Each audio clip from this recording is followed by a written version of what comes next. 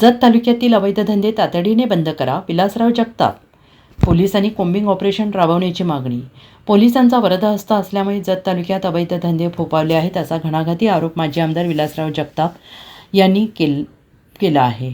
गोव्यातील कॅसिनो चालतात तसे अवैध धंदे जत तालुक्यात सुरू असल्याचं वृत्त प्रसिद्ध केले आणि या निमित्ताने जगताप यांनी संवाद साधला. पोलिसांच्या हप्तेखोरीमुळे गुन्हेगारी वाढल्याचा गंभीर आरोप त्यांनी केला. तरुण पिढी व्यसनाधीनतेच्या गर्तेत ओढली जात असल्याबद्दल त्यांनी दुःख व्यक्त केले.